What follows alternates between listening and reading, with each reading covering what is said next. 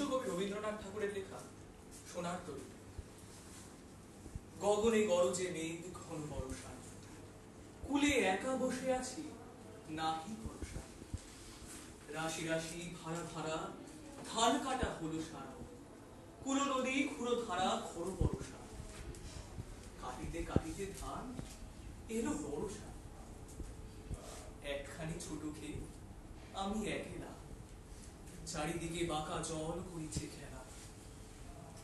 পরপারে দেখি আঁকা তরু ছায়া মশি মাখা, গ্রামখানি মেঘে ঢাকা প্রভাত বেলা।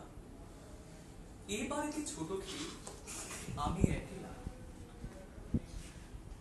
গ্রাম গে কান গে দড়ি বে কে আসে পারে, দেখে যেন মনে হয় চিনি ওখানে। ভরা পালে চলে যায় কোনো দিকে নাহি যায়, ঢেউ বলি নিরুপায়ে ভাঙে দুধারে, দেখে যেন মনে হয় চিনি ওখানে। ওগো তুমি কোথা যাও কোন বিদেশে, বারে ফিরাও তোরি কুলেতে এসে। যেও যেথা যেতে চাও, যারে খুশি তারে দাও, শুধু তুমি নিয়ে যাও ক্ষণিকে হেসে আমার সোনার ধান কুলেতে এসে। যত চাও তত লও তরুণী পরে, আর আছে আর নাই দিয়েছি ভুলে।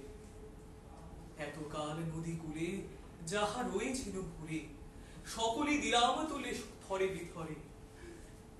এখন আমার রফ করুণা করে, ঠাই নাই ঠাই নাই ছোট সে তরি, আমারই সোনার ধানে গিয়েছে ভরি।